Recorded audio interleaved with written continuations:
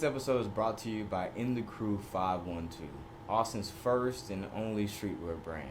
If you're from Austin or even if you just love the city, make sure you check out inthecrew.com. Use the code HALFTIME for 15% off your entire order. Now, enough of me talking. Enjoy the show.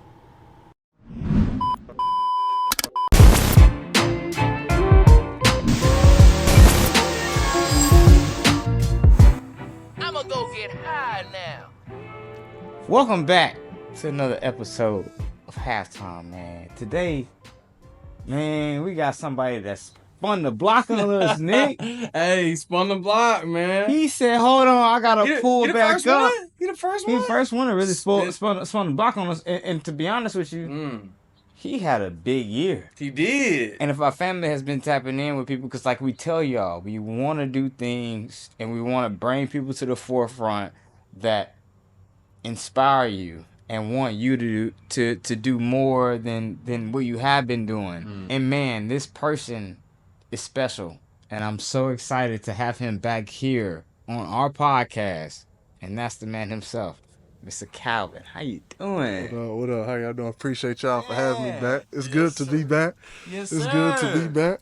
Man, you've been doing you've been moving over the past year, since our last podcast. August, July, something. Yeah, something like that, like the end of summer, beginning of the fall, somewhere around there. Yeah. The amount of waves you made, man, I'm so happy for you. I appreciate it, bro. Thank you. I'm so happy for it. And so one of the things I want to talk about real quick before we get into just what's really been going on with you is the fact that you did a dope poem for Black Menswear. Appreciate it. Man, how did that come about? A shout out to Neandre, the curator, owner of Black Menswear, reached out to me, just asked me to, write a poem for Black History Month, gave me this vision of what he wanted, and from there I just kind of church say, let the spirit move, right? And so just kind of curated something, put it to memory, and I mean, the rest is history. So it was just it's always a great platform to be in a room of, Black men and being able to do something for the culture and it's highlighting Black men and, just putting us in the light that, mass media doesn't typically like to put us in. So it was a good way to kick off Black History Month for sure. Yeah, man, that's dope. Yeah, it's dope. You want to say something? No, you got it. I just think it's cool that he got that opportunity and people starting to recognize that he's the right person to do it. You know what I'm saying? Kalvin been showing his versatility for a while now, and I'm glad people starting to appreciate and give him even more opportunity. And I'm sure, like we've been, and as this is gonna continue, we're gonna get into Fruition. I'm sure that's only gonna, for 30, 60, 90, multiply. That's what God say, right? Yeah. That's what God say. When the seed fall on the good ground, he multiplies. So I'm excited to be able to see, like you saying, to your point, excited to see it multiply and through you and through the work you're doing. Nah, most definitely, bro. I think even before I had came up here, I was just in a different mind state. And after I left, a lot of things just kind of happened. That that little spark that kind of got everything going. You know what I'm saying? Yeah, that's dope, man. I think that, where you have started, right? Ooh, excuse me. I got a bug all in my face. Hello, bud. Where you started to where you have made it to. Some people will look at it and be like, man, like, that ain't take you no time at all. Like you made it to that spot really quick. But in your head, and correct me if I'm wrong, you haven't even started yet. I think when people look at it, sometimes people forget that. Man, I've been doing this thing since 2017. So I've been really grinding in poetry for a long time. So it's not just like something just happened overnight. I've just really been grinding, perfecting my craft, like looking at different angles to approach it. Like when we talk about versatility, not making sure that I don't stay in a box, being able to kind of like look at new ways to write poems, new ways to present the poem, so forth and so on. Right. You know what I'm saying? Yeah. So it's just one of those things to where just grind. Ain't nothing overnight. It's definitely nothing that's overnight. It's just a lot of grind and just a lot of continuing the motion of everything. Right. So How you've managed to move in the industry is something that should be applauded. Mm-hmm. You know what I'm saying? And I think that you're doing so many amazing things, and one of the amazing things you're doing is you're dropping an album, a whole album coming out soon, Mm-hmm. coming out soon. Y'all be ready to tap in. So, man, like, first off, I want to ask you, what was your inspiration to drop it and drop it now? Mm-hmm. So first title album is Fruition. It's coming out April 22nd. By the time y'all see this, it'll probably already have been out. But I think I've been sitting on the name for a while. I have Fruition tatted on my back. I have a painting in my house that's like a portrait of I did a painting sip a while ago, and to where like it's in my office, so I see Fruition every day.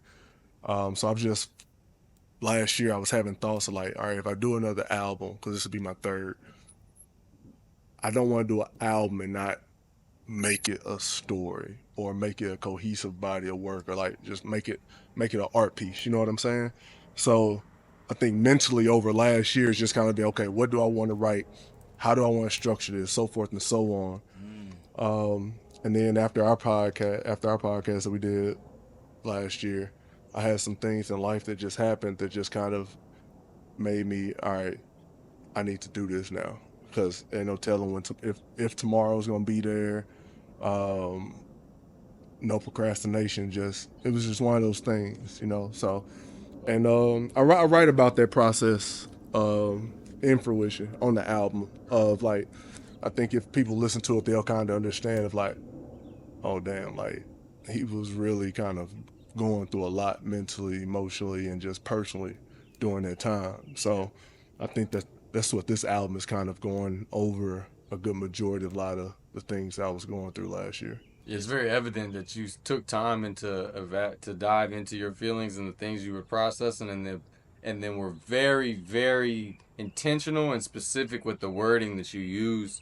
Obviously part of your gift, but I mean, you could tell through hearing it how much refinery went into creating the finished product. How every word seems to be intentionally placed, no matter how small the phrasing may seem, or how little the analogy may be referring to may be. It's feeding into, like you're saying, a greater body of work that's encompassing the entire piece of what you're presenting. Right. No, I think this album was definitely deliberate, from the sequencing, from the interludes, from just how the stories. I think there's multiple poems on the album to where those weren't going to be the poems. They were going to be structured completely different. Like June 7th was going to be a completely different poem. Walk With Me was going to be a completely different poem. That I think my studio session, we prayed before every studio session. And when we got in the studio session, we just started crafting. It was kind of like one of those things where, God was really kind of like saying, like, this is what I want you to write. This is what you should do. Don't put that, so forth and so on. So everything was definitely intentional, thought about, deliberate, and just wanted to tell stories. I think that's what I've always tried to do with my poems. But with Fruition, it's really a lot of storytelling, a lot of imagery, and putting people in that situation. Yeah. I love what you said in June 7th, right? And that's your birthday, right? It is. Man, that's dope. Summer baby. Yeah. I feel you. You said God is to my wings. I'm just paraphrasing, right? Like what wind is to a sailboat. Yeah. So it's like, and sailboats can't move without wind. So I guess that's why I've been waiting on this water, waiting on God to take this weight off of me that's been weighing me down. So that just came from the standpoint of just like being in life, man. I think that we all go through moments to where, like a sailboat, if the wind ain't moving, you just kind of feel stagnant. You just kind of feel stuck. like whether it's by your thoughts, whether it's with all the issues that I deal with in fruition. When you're talking about, survivor's guilt, seeing death, making it through all these situations that I've made it through, and you just kind of feel stuck. You know what I'm saying? So it's like one of those points where you just really kind of just have to like really pray and like kind of get rooted back in, what I was raised up in. That's the church and that's my faith.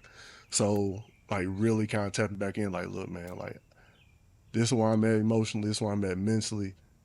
I need to get out of this before like I just kind of get deeper and deeper into the water of it. So I think that's how when I wrote that poem, that's what that metaphor is kind of like alluding to, of just needing God to kind of help you move through the water. Yeah. Yeah, I love that. I love that analogy. It makes it very real for me personally because, I mean, you think about you on the sailboat, you trying to get from A to B, you out there in the middle of the water, there's no wind. What you like, all right, I'm fine, I'll paddle, that's fine. I'm gonna get out there on the edge. I'll will myself. Yeah.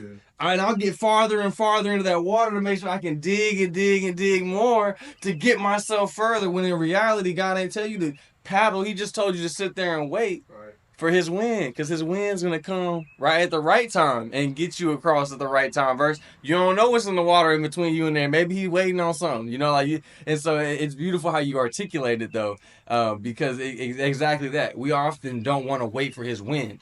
We think we gonna get it, that we gonna get there when we see it getting there, when we see us ourselves get. We set out this journey for 5 days. We on day 6. What's going on? Shoot, maybe God said you're gonna get there in 7. So it's like it's a beautiful thing though, the way you articulate it though, because I think so many of us, especially in today's world, with everything being so instant, we get so we gonna get from A to B right now because we can fly, we can get the train, we can ride in the, we can hop in the car, we can get the Uber, we can get the Uber Eats, so everything is instant, So I love that. It's beautiful in today's time. I think a lot of people need to hear it. Yeah, man. And one of my favorite ones, I don't want to like flex on nobody, but They got the first listen, y'all. you know what I'm They saying? got the first. And he said it. I didn't say it. I didn't say it. But one of my favorite ones on that album, Horns to Halo. Man, what made you write that? And like, was that like an angel talking to you? Like what was that, man? Because you talk about like putting people in a trance, bro. I didn't feel like I was here. I was so dived into this story. It was amazing. Yeah. So Horns and Halo. Shout out to my brothers Wayne Henry and Mac Woods. Those are the 2 people that I featured on that.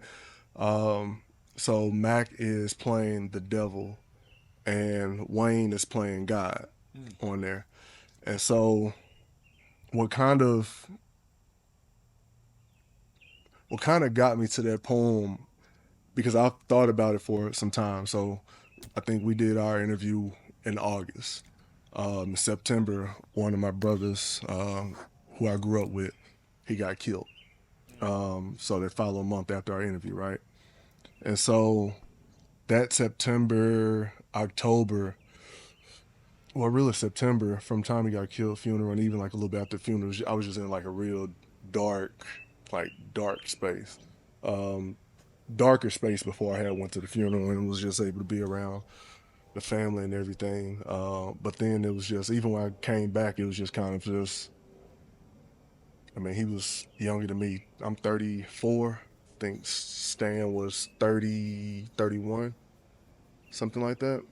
So, I mean, it's just somebody I've grown up with, seen smile, close to his mom, sister, dad, like, and so that's something that kind of like just really like cut, you know what I'm saying? But it's also kind of like, that was kind of like before Horns and Halo was Walk With Me, right? And Walk With Me is telling about all this trauma, and at the end is showing that, all right, I've made it through. Like, I've kind of see like a bright light of getting past, people dying, my dad dying, people getting killed, all this stuff. And then to have that call come in September, that was just kind of like, it's kind of like, all right, but like, am I ever gonna have a time where I don't have to worry about, situations like this? You know what I'm saying?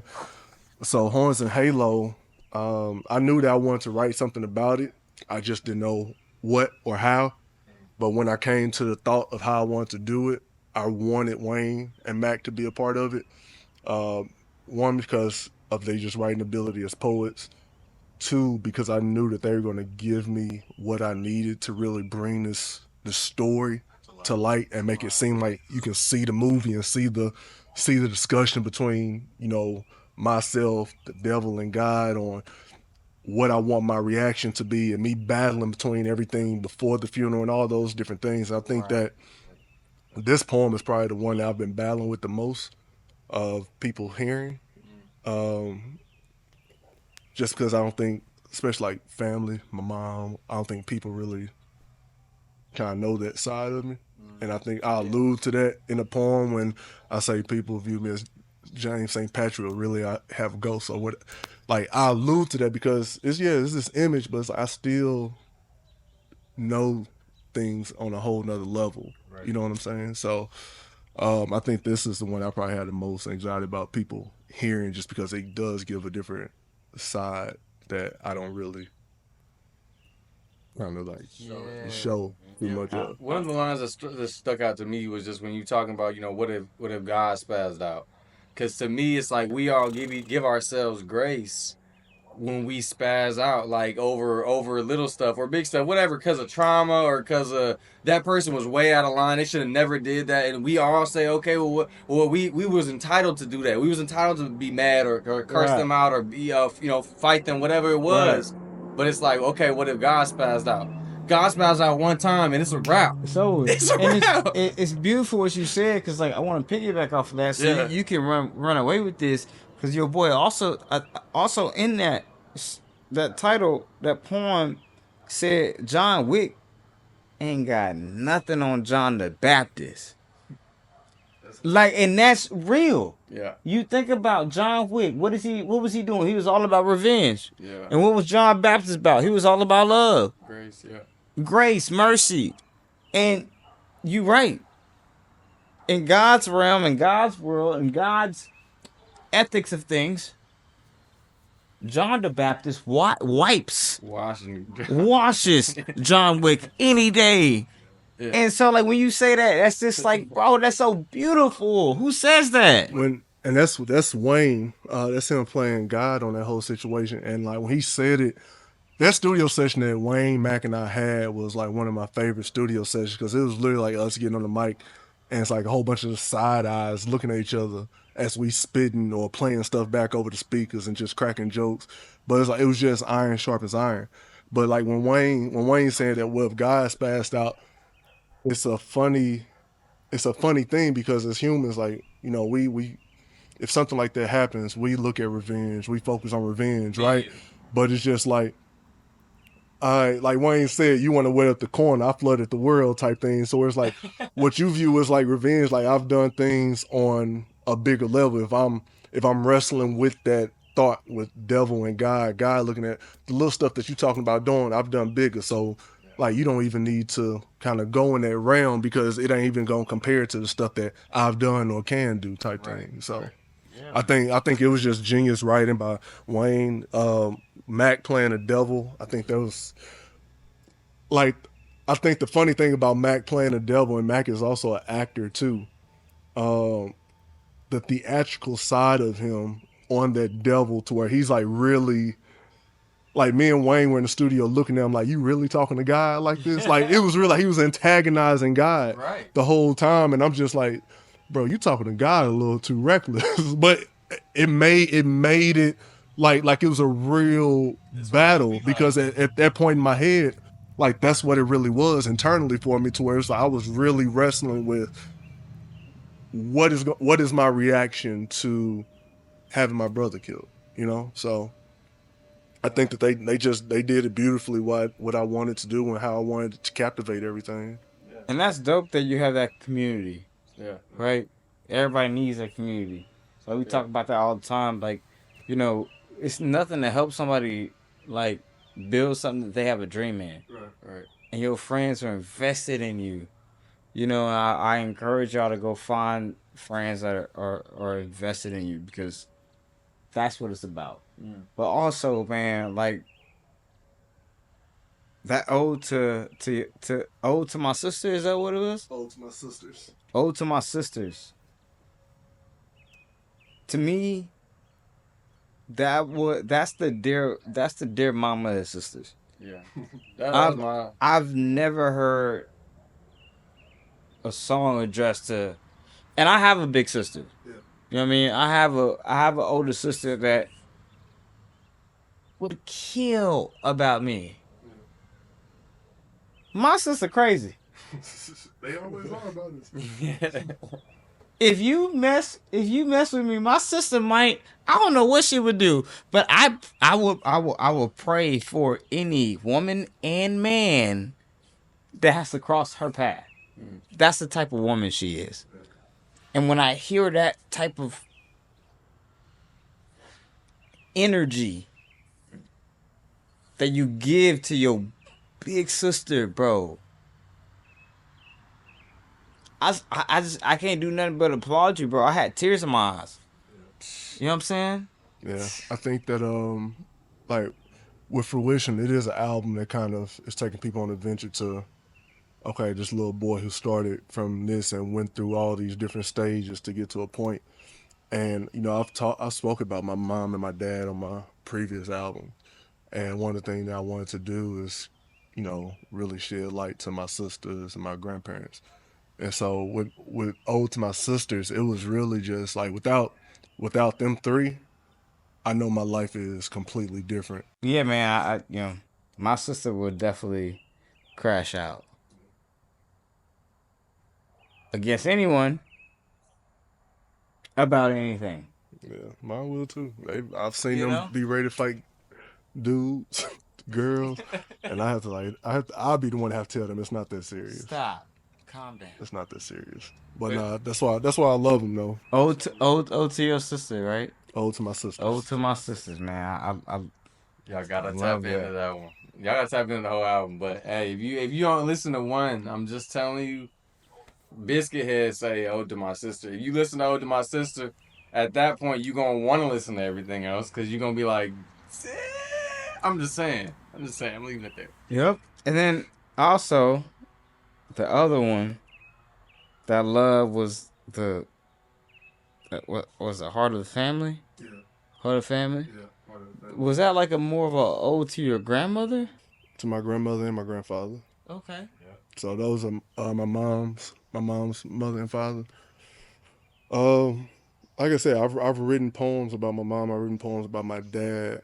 I've briefly mentioned my grandmother on Sage, my second album. But I wanted to like actually give her something. I think that, you know, a lot of times when I go home and even kind of when I go away, I deal with the mortality of my grandmother. And I think I've been dealing with it for some time since COVID happened. And I saw kind of like the shift in her getting older and capabilities and things like that. So with this album, I really wanted to put something on there. And the day I recorded it, like I sent it to my mom so they could play it at home for my grandmother. Because again, man, I think when my brother got killed, I've just been living in a sense of tomorrow not promised. Like I didn't want to record that, and then in the midst of me prepping this album and recording more tracks, something were to happen to myself or something would happen to my grandmother, and she don't get to hear it. You know what I'm saying? So I really wanted her to hear something of me really giving her her flowers and showing her how much I really appreciate her.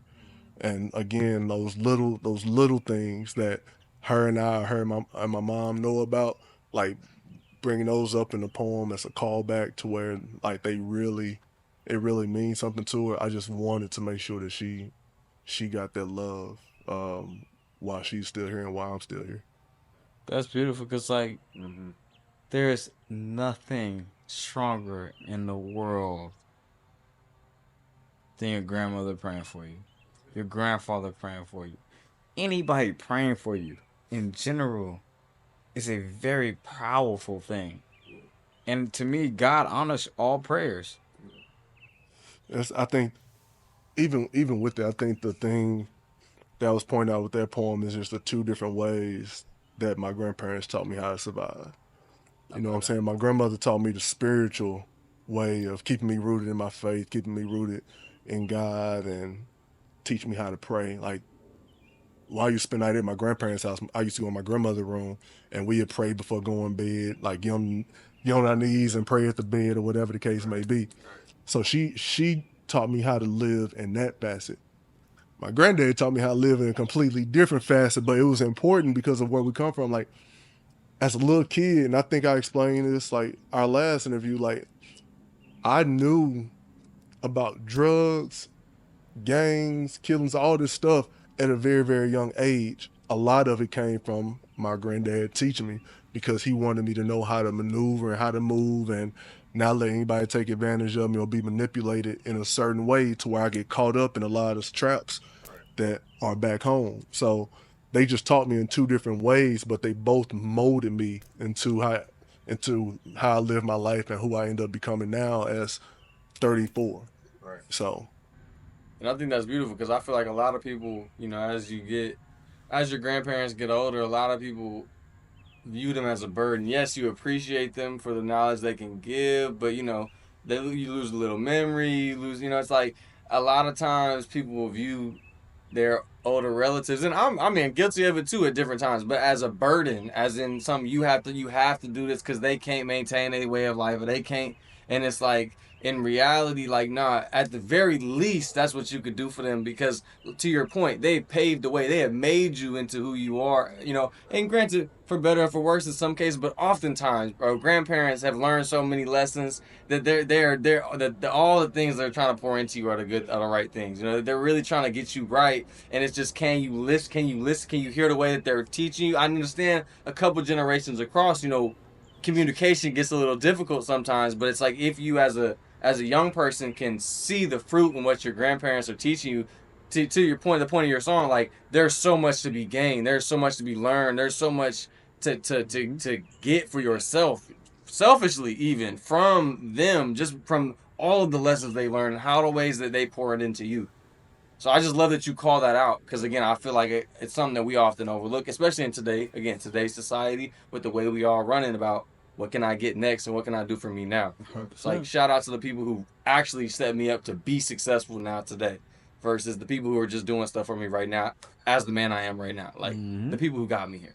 yeah, no, I think it's one of those things when you just grow up and you reflect. Like I know that like I wouldn't have been where I am or made it through a lot of stuff um, without my grandparents and the lessons. Like whether it's my grandmother's faith and spiritual side or my granddad's street sense and street smart side. Like I don't think that I make it without them. So like my reverence for my grandparents and the fact my grandparents raised me. Like my parents were great. Like I had two parents, cool, but my parents used to say I was raised by my grandparents. I spent all the time with my grandparents during the summers, after school, just during the school year. Like I was always at my grandparents' house. So they're a very, very huge part of like my upbringing. Like there's no part of my life without my grandparents. So Yeah, man. It seems like you had community before there was community, right? Like you had, um, not only your grandparents, but people outside of that, you were able to forge a relationship with your grandparents, and I think that's huge. What would you say before we get out of here to your fans, everybody that's gonna be listening to the album? Like, what's that one message, not only for the album, but also just in general that you want to get across to everybody that's gonna be tuning in and listening to this? I think the biggest track that I've played for some people, I want everybody to really listen to Walk With Me and not take it at face value because there's stuff that's being said to where if you don't like listen to it and hear it, you won't be able to connect it. Um, I mean, and this is coming out after the album, so Walk With Me, like when I've played it for people, they listen to it, but they hear what's being said through the poem, but they don't connect what's said at the beginning. So when I say that, when I bring up Drew G, and then I get into you know, all this with my family and everything like that, a lot of people don't put together, well, the people that have heard it, putting together Drew G is actually drug. And I'm talking about the cocaine era and the drug era of everything. When I'm talking about when I walk past Terry Simmons' house and I go on this whole thing, I'm telling this story, and I had somebody listen to it, and I'm like, so do you get the second verse? They like, what do you mean? I'm like, say Terry Simmons backwards. And they were like, Simmons, Terry. I was like, it's cemetery. Like, I'm talking about how a cemetery is talking to me. So Walk With Me actually was going to be strictly the grave talking to the black boy. That was originally what Walk With Me, it was going to be a completely different poem. But I took it to be where I'm talking about Drew G as the drug era, Terry Simmons as the cemetery, and seeing so many people that I've grown up with and witnessing a lot of death growing up.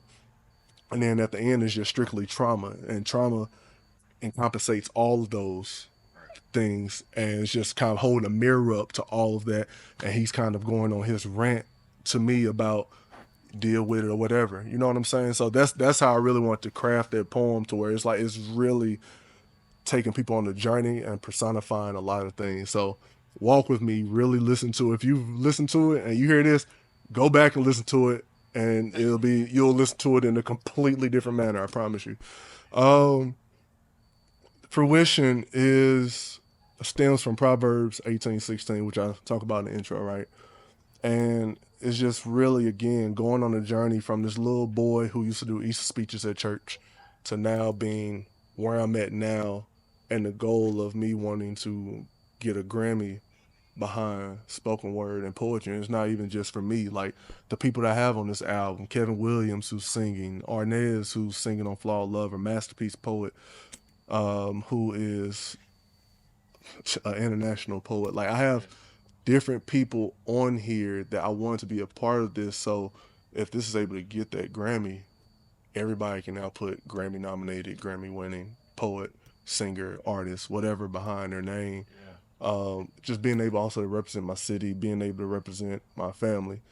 And it's just fruition, just everything coming from this little boy doing Easter speeches to now here, and showing people that you can get here with just work, grind, and also, I mean, just praying about it, just being calculated with everything, not having to compromise yourself, not having to take shortcuts to get it. It's just about staying true to yourself and just really living in the craft, telling your story, living in your story, and making art behind it. I love that you said that it's for all these people, but remember, this is your gift. This is also for you. That's why God gave it to you. You know what I'm saying? Yeah. God gave you this gift for yourself. Yeah. And I love it. He highlighted that on his intro. That your gift will make room for you, and you continue to put that in there, and you continue to say it. And I loved it because it was like reinforcing. Now, don't hear it one time. Like, understand, your gift will make room for you, because we all underestimate what our gift can do for our life. We all think, ain't no way we can't see A to B. You know. The beautiful thing is, and this is why I think God is going to continue to bless you, is because you're operating from a sense that you're not thinking that I'm using this gift for myself. Using this gift for everybody else. For everybody else. And God is looking at you and saying, I gave it for you. But since you have been selfless with your gift, I'm going to give you more. And we've seen that in too many stories in the Bible, where you see people that humble themselves and become selfless, Right. that then get all the riches in all the world. And I just want to encourage you to just remember that I'm so happy that your mindset is geared towards doing it for other people, but this is also your gift. I'm gonna pray for you that you continue to do it, you protect it, and you use it for yourself, because it's yours. I'm thankful. I'm so thankful to be able to hear this for the first time. Y'all have no idea how thankful I am.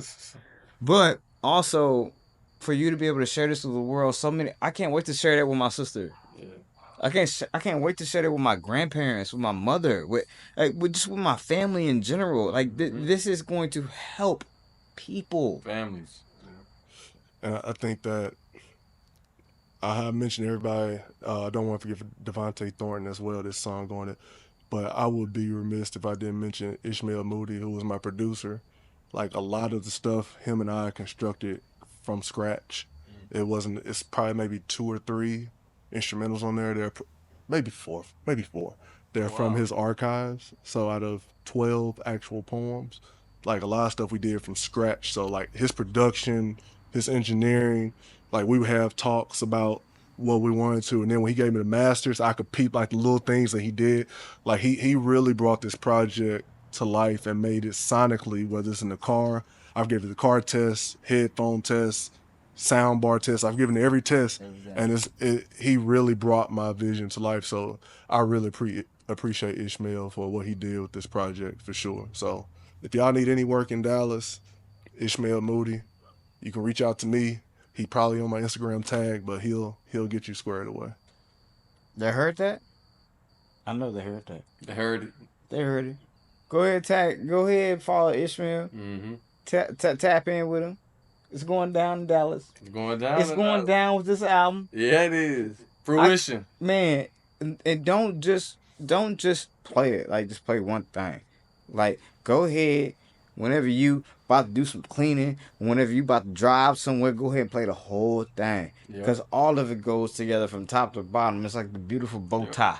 And I think with this one compared to my other 2 albums, I really crafted this one from a replay value standpoint to where if you're working out, if you're in your car, there's a vibe on there for whatever you want to do. It's not just somebody spitting poems over some instrumentals or whatever. Like, there's a purpose behind how it was crafted, how it was sequenced. Like, it's really meant for you to be able to just ride with and vibe with. Like, if you need something to work out to the intro track alone, a segue you into a good workout. And I'm working out the whole track. The whole thing, the whole album. What you mean? Like, I'm working out the whole thing. Like, that was like, you saw my face over there. I'm over here just. Yeah, there's something in there for if you work out, if you the street cat, if you a girl, if you a neo soul person, there is something in there for whatever type of vibe that you like. So I don't want you to feel that there's only one vibe and poetry just going to give you one vibe. There's something in there for any and everybody. I love that. 100%. He's spot on. Y'all gonna see. Y'all gonna see. Coming at y'all soon, so yeah, y'all just gonna see why we so hyped. Coming to, what is it? YouTube, Spotify? All DSPs, Apple Store, April 22nd. It will be available for pre-order. Well, y'all will see this after Fruition. So April 22nd. April 22nd. Y'all just beware. It's already up. It's going to be coming to you, and you better tap in, Halftime Family, because this is what we do. Yeah. We support our people, and I'm so thankful for every last one of you that have supported us, not only from the first podcast and supported Kalvin, but also supporting us all the way through everything that we've done. We are so thankful for you. This is the reason for the podcast. Continue to support Kalvin. I'm telling you, jam as much as you can for Fruition, and please get that thing to Grammy so we can watch our brother succeed in this world that it's so easy to succeed in when you have the right community, and that's what we're building here. So please, let's come together. Let's support. Anything you gotta say, Nick? No, I think you summed it up, brother. My man. And before we get out of here, Kalvin, is there anything you would like to say to the family? Anything you want to get off your chest? Anything at all? One, I appreciate y'all for letting me spin the block, letting me talk about the album, letting me, share the album with y'all first. So I definitely appreciate that. And I think I said everything. I just, when you get this, April 22nd is a Tuesday. I did that on purpose. One, we grew up in the era of Tuesday releases, right? Like, I don't like this whole Thursday, but also poetry, like, it's not meant to be something that you get on a Friday and go into the weekend. Like, I want you to be able to get some wine on maybe a Monday night, 11 p.m. Central Time. Yeah. Or if you're in LA, what's that, 10, 9 or whatever, LA time, like, get you some wine, just vibe out, listen to it, or you wake up the next day, go to the gym, you got something to listen to in the car, and you can just kind of sit with it for the week, because these are like real stories, emotions, and it's just a ride. It's a ride. So listen, it's a ride. And I'm telling y'all, anytime y'all riding around, anytime y'all chilling, anytime y'all just want to catch a vibe, turn on Fruition by my man Kalvin J. And I promise you, your head will spin in a very beautiful way. And with that said, halftime family, we thank y'all. Thank you. We love y'all. Love y'all. And please continue to support my brother. With that said, we out.